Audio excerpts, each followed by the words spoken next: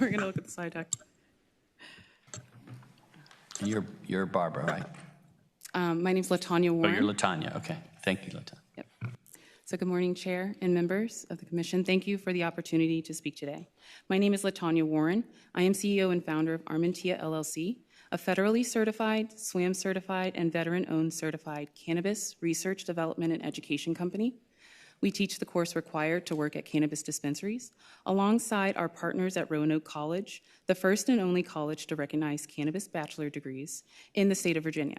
I have a master's in chemistry. I am a lab director at Green Alliance Labs, a state-accredited cannabis testing facility, and I sit on the Cannabis Advisory Task Force Board appointed by Mayor Dyer in Virginia Beach.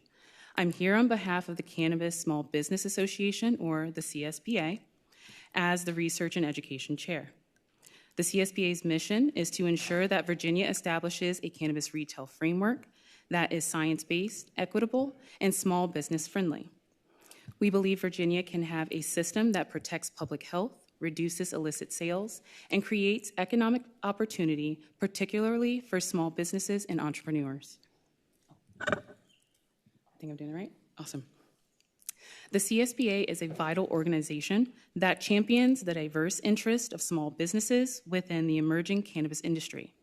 By representing various facets of the sector, including cultivation, retail, manufacturing, and auxiliary services, the association provides a unified voice to advocate for fair regulations and policies that support growth and sustainability. In 2023, Virginia passed new restrictions redefining hemp in a way that went beyond the federal standard. The result wasn't safe for consumers. It was lost businesses, lost jobs, and lost revenue. Many of our homegrown hemp growers and processors moved out of state, where they are now thriving in under friendlier laws. This is proof that regulation can make or break the industry here. And when we get it wrong, Virginia pays the price. In 2023 again, Virginia broke from the federal hemp definition, setting for lower THC limits and requiring expensive labeling and testing changes. The law also created new criminal penalties and certain hemp-derived products. Small growers and processors and costs were immediate. I'm gonna move a little faster. The fallout was swift since the 2023 legislation became law. The number of licensed hemp growers in the Commonwealth has plummeted.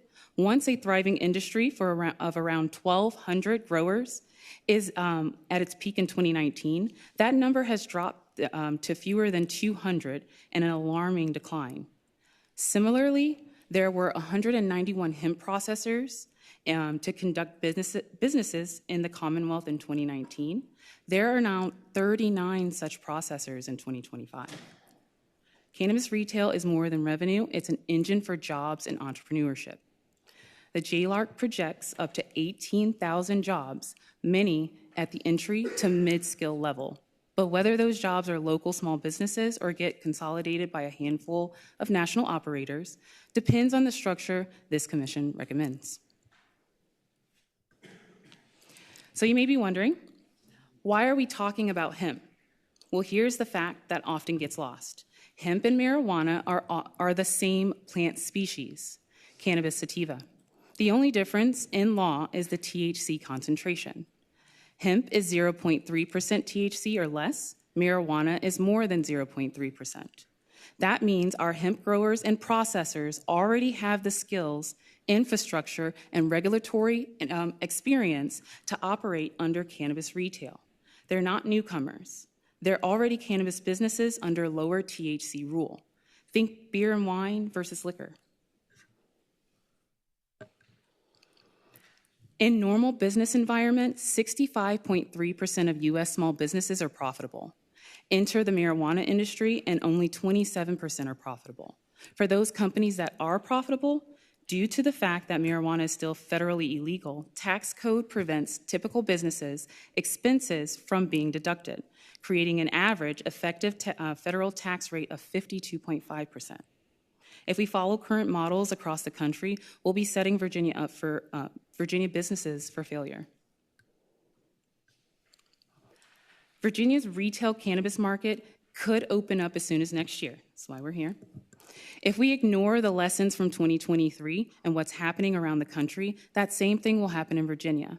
Local Virginia agricultural businesses will get shut out and large entities will dominate. This time, we can make a choice to keep opportunity here. The National Academy's Comprehensive Review, or the NASEM, concludes substantial evidence that links cannabis to both risk and documented benefits, underscoring the need for evidence-based safeguards rather than prohibition. Youth in Virginia is trending down. The Virginia Foundation for Healthy Youth reports 9.5% of high school students used cannabis in the past 30 days in 2023. That's down 3.8 points since 2021 and below the national average of 17%. Strong retail controls and prevention funding can keep this number moving downward. When it comes to edibles, pediatric exposures increase when products resemble mainstream candy or lack clear labeling. Child-proof packaging, warning disclaimers, and clear safeguards have already been established through the Virginia Department of Agriculture and Consumer Services and their Hemp department, the Hemp program, The CSBA supports these guardrails fully. We advocate for strict safety standards, independent product testing, and robust prevention programs funded by the cannabis tax revenue. I'll move a little faster, guys. This is about creating a fair and competitive market, one where Virginia's existing hemp licensed businesses get a fair shot to participate, grow, and compete. I think I went too fast. These barriers may be small hurdles for corporate-backed entities, but for small businesses, they can be deal breakers. Many of our members would not apply for licenses if the bills had passed in this past year. We've seen a dynamic play out on other states, and it is always ends the same way, consolidation. Did I do it the right way? Virginia's hemp licensees followed the rules, invested in the industry, and created jobs here. They took the risk early, before the market was mature. It's only fair that they have a choice to benefit from the cannabis retail rollout. JLARC's nonpartisan analysis in 2020 continues to provide a strong foundation for understanding Virginia opportunities. The study projected that a mature retail market could generate between $154 to $308 million, as you've heard earlier, annually in tax revenue by year 5, depending on the tax structures and consumer demand. It goes a sentence further.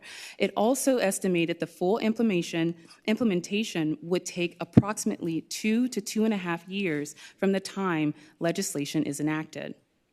One of the key considerations JLARC highlighted is the importance of ensuring a broad participation in the market. For example, if only a limited group of operators were to enter first, it could make it more challenging for smaller businesses to gain a foothold. Build-in opportunities such as small businesses tiers, technical assistance, and accessible capital can help achieve a balanced and competitive market. Stakeholder feedback, including input from the Cannabis Small Business Association, emphasizes the importance of right-sized fees, small business ownership opportunities, and safeguards against over-consolidation, all with the goal of creating a marketplace that is diverse, sustainable, innovative, and reflective of Virginia's values. Last slide, guys.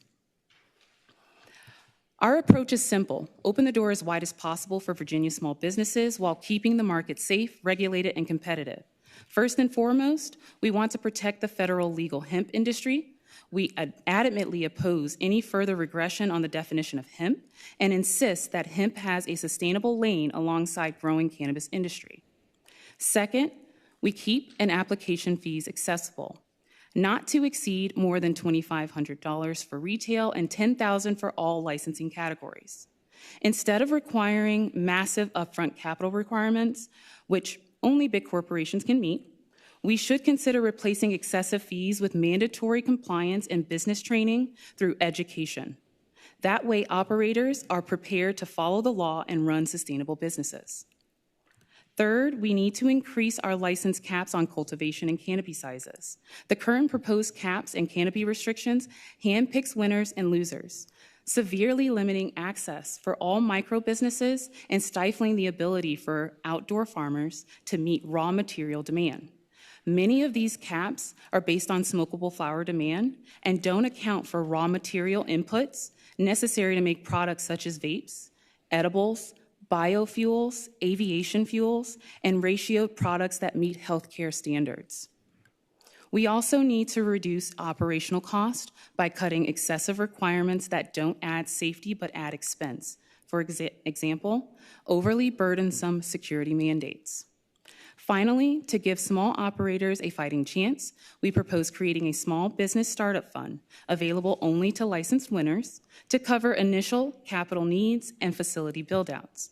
This would support 150 small business licenses, ensuring that Virginia's cannabis market starts with a strong backbone, not just national corporate players. Thank you. Thank you. Thank you again. Please stay up. Yep. Do we have any questions? Delegate Price. Thank you, Mr. Chair. I have a statement and then a few questions. Yeah. The floor is yours. Go ahead. So for my statement, because some of us are going to go back and have conversations and things, I would request that anyone that gave testimony that wasn't in the packet we received, you can go on the House of Delegates HOD Speak page and enter it in as public comment. And I've checked if your remarks hit more than the character limit, you can attach your prepared remarks. That would be super, super helpful for the things that we don't have, Absolutely. tangible right now. Absolutely. So we can take it all in, right? Yes. So my first question on the slide where you're talking about the Virginia rules, right, and how they were quote unquote wrong. Do you have a state model in mind, not just based off successful small businesses, but that you would say balances the safety aspects, labeling, testing, all of the things that a legislator might want that supported SB 903, but also allowed for small business success? Absolutely. So for your question, are you looking for an example outside of cannabis, or would it be within like a cannabis model? However you want to answer the question, because this is a hot seat kind of moment. I get it. But if you could answer based off cannabis, that would be helpful as well. Absolutely. So to answer your question, I do not have a successful one. I do have examples, of ones that did not go well, and Virginia being my home, I would not like to see it go that way. And my example is being a lab director in Michigan at a cannabis testing lab facility. Those laws did not go as planned at all. And then me as a fly on the wall, and that's what I consider myself, because we're seeing all of the products go in, and then from the retail side, on the lab perspective, we're seeing where it kind of just exploded. And now what we're seeing, and my best example is, and you can, and I'd love to share this with you all as a newspaper rollout, was a large company who came in, looked to do big things. They failed to pay their employees, and now the smaller company, their best shot, or the good part about this is that they were able to purchase their land for pennies on the dollar. However, that larger corporation, they just did not comply. So that is something that I would hate to see in my state and where I'm raising a 13-year-old. So yeah. And thank you. And one last question, Mr. Chair. This balancing act is the hard part, right? Yes. And so I'm trying to keep an open mind of listening to the feedback, but there were absolutely reasons why SB 903 even came up, right? And so you gave the example of, I think, when you were talking about avoiding the same mistakes slide, and you were talking about VDAC's already had labeling rules and testing. Were those rules in place prior to SB 903? And if they were, that means that they weren't working as well as we would have liked. Then what would be some of the, ways, if we don't have a state to point to, what would be some of those ways where, you know, you have these products that are neon green and cartoon characters on them. You have no idea what's in there. Like all of the conversations that I'm totally not trying to rehash everything from SB 903, but just understanding that there are reasons why legislators voted yes for it, you know. I just would like to hear your input on that. So it was after. And with that said, so the new mandate was November of 2024.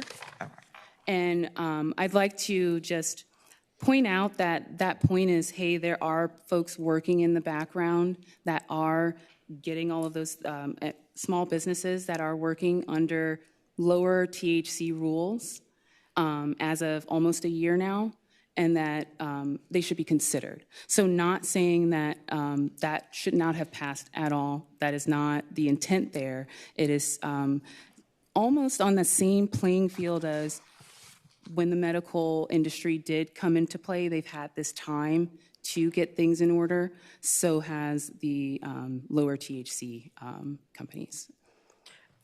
Did you want to add to that? Okay. And to answer your question about comparing markets of who's done a good job at this, the CSBA believes that Virginia did a good job with SB 903, except for one thing, which is the ratio in which it requires its hemp products to be made. The 1-to-25 ratio is if I'm making a beer, and I might as well compare that you need a hop to alcohol ratio. Why does somebody need to put more hops in a beer just because it has alcohol? We have percentage limits where hemp is 0.3%, and above that is marijuana. So to sum it up, what we did do a good job on is 99% of that bill, except for the ratio within there. Follow up, Mr. Chair? I lied. That was not That's my last okay. question. No, Okay. tell your We pride. knew it wasn't. So I guess then, in trying to move forward with the conversation and weighing the things that can and can't be, or can be changed and where we'll land, on the why support hemp licenses slide, the vetted and compliant. So we just heard a presentation was given before the CCA board that was talking about inspections and things that they had done, where I'm not sure everyone would have walked away from that meeting saying that compliant is the right word to describe thousands of violations, outstanding fees, you name it. I'm not sure if you've seen the slide deck, but so when we're a legislator and we say, so would I be taking away from your presentation that those violations are because the regulations are too strict? Like what would your, like what should we walk away with when we're seeing that there's non-compliance? When you say walk away, what I'm thinking is, and this is just speaking with VDACs and folks around Virginia, is that the fees themselves, yes, while steep, I don't think that knocking the fine is something that we're looking to say. Those fines are fair. Not to say that they're fair for good players. Maybe there could be a suggestion on how to mandate who are those folks, but there are still a lot of folks that are unlicensed or selling illicit products, unfortunately. So to answer your question, I wouldn't say that the fines or the fees, or excuse me, yep, I said it right the first time. The fines are the worst part. It's, the entrance, the entry to beer, the barrier to entry. And then did you want to add just in response? I mean, anyone that is with your presentation, I'm more worried about why the actions being taken than the consequences. So when SB 903 was passed, there was not a lot of communication between VDACs and these licensed or just hemp sellers in general. We did not have a retail hemp license come out till January 1 of this year, and VDACs was not prepared to take on this type of enforcement for our industry. I mean, that is something any regulator gets thrown at them. They're going to take time, and we had this law pass, over a year ago or almost 2 years ago, and VDEX just got a retail license out 6 or 8 months ago of this year. And just to paint the picture of why so many people were allowed to illicitly operate in that market is just because we had a regulator that was not prepared to deal with that market. Now, they have had time to now start enforcement on those regulations. So I hope that answers your question. Mr. Chair. Hold on. Let's hear from. Oh, okay. And just to add further context from a retailer's perspective, there was a law that passed in 2022 that outlawed Delta 8 and gave us guidelines, but there was no teeth behind that. There was no enforcement. There was no fines. And then they said there was still a problem, even though there was no enforcement. Then they passed the 2023 law. Now, with that, they came very heavy-handed. There was no warnings. There was no guidance. I even called to ask if I can have a complimentary inspection just to make sure I'm doing the correct thing. They said they don't have the resources to do so. So just to mirror what Eric said, there was not a lot of conversation. There was not a lot of communication or support in trying to get compliant. They just came by with like a large stick, unfortunately. Yeah, Delegate Price. No, that's okay. Yeah, thank you. Delegate Cousins, Delegate Carlson, anybody? And just to add more context Yes. to the kind of fines we saw, I got a $500 fine because my manufacturer didn't put the net weight in the right spot on my package. So it was a lot of fines like that where if I was a regular food retailer, it'd be nickels on the dollar. But we're looking at $500 to $1,000 fines for each infraction on each SKU. Delegate Carlson. I think one thing that I would appreciate after this presentation would be delineation of what are the overly burdensome safety requirements that you mentioned, because I appreciate the emotional appeal, but I am curious. We're not all going to agree. Some of those safety requirements certainly seem warranted. Even that's why we passed the bill in the past, as Delegate Price said. And so I'm curious, what are the specific ones that you take issue with? And then another one that I just want to point out, because I don't want to hide the ball from y'all, is that we have information that there's actually been a lot of fines and violations assessed against the hemp industry, and they're not being paid, and it doesn't seem like things are being addressed. And so that's the information that I want from you guys. Yeah, absolutely, and that's a fair question. And just to answer that question, just like the net weight, bearing a $500 fine there, if I have a product, and Latonya can add to this, if it's not even outside the margin of error, lab tests have a margin of error of about 10%. If I am not within 0.00001 of what the label's supposed to say or what the lab test is supposed to be, that's a $500 fine, even though the lab tests have a 10% discrepancy rate. So things like that make it very hard to operate. I've gotten products where, we have a limit of 2 milligrams that came up 2.001. That's a $2,000 fine. Delegate Price.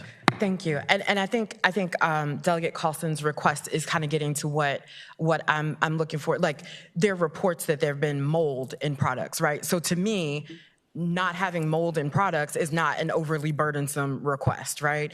And so I think just as a tip for what we're looking for, at this current moment when we're discussing health and safety, we're not as concerned, I will say me, I am not as concerned in this moment with what the fines are and what you think the fair fines would be. We want to think about the action and the actual regulation. So I think the fines and everything, that's probably a separate conversation, but just literally like, what are the regulatory burdens? If you want to put them in columns of like, packaging, labeling, safety, but from our perspective, a lot of it has been told to us as safety. And so we're going to err on the side of safety, right? So if there's something that you would not qualify as that, again, not necessarily focused on the repercussion, but on the front end, what is it you're being asked? And even if you wanted to give us, there are other committees that I sit on where the industry offers their own self-regulation. Like, this is what would be fair.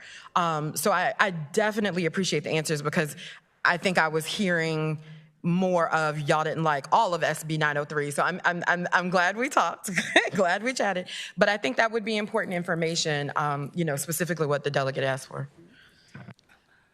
Thank you. Stay up there for a moment. I just have a couple questions. And before I do, though, Senator Eben would like to speak. Yeah, just a request, and thanks for the presentation, Ms. Biddle, Ms. Warren, and the others. Just wanted to ask that if you could, take a look at last year's bill from Delegate Krizak, and if you could annotate it, give us the specific changes or areas that you see as necessary for change to have a fair playing field that would still keep within the general spirit of that bill. That would be helpful to us as we're constructing what we're doing next year to get that at least certainly to Delegate Krizak and to Senator Aird and others up here. Yeah, I would second that. Thank you, Senator. I mean, for example, you mentioned that you were concerned about consolidation of the marketplace, and that's a concern we all have. And so look at the bill and tell us, is the licensing structure that we have where we only allow for 5 licenses, so you can't have more than that. If you were to buy a 6, you'd have to get rid of one of your 5. Would that be enough to prevent consolidation, or are we concerned about companies creating LLCs and being hiding the ownership or something like that? Is it not strong enough? But everybody in the audience as well, and certainly everybody who's watching online, you can redline these bills for us and send us. My constituents do it all the time, and just send us what you would like to see in it. We'll endeavor to work on that. So that's why we're having this process. And a lot of what you talked about is why we're doing this, right? So we're learning. You heard earlier, we're hearing how the other states are doing it. And we know that there's no one state that's doing it 100% correctly, right? And we certainly know maybe Michigan may be one to just completely avoid, but there are good lessons to be learned. And so I guess one of the benefits of being a late adopter is that we're going to be able to learn from those lessons, and we have this summer and fall to get it right and work from the bill we have, but it doesn't mean that'll be the bill that we introduce. So this is our chance, and especially on the topic today, which is around the taxes and how much that should be, and the revenue and where it should go. You talked about a small business fund. I think some of that might already be kind of incorporated in here, but it could be spelled out better. That's the kind of thing we need. So thank you very much for your testimony, and we really appreciate all the information and hard work that you did to put that together today. So thank you very much. Seeing no other questions, Thank you so much for your time. then thank you. All right.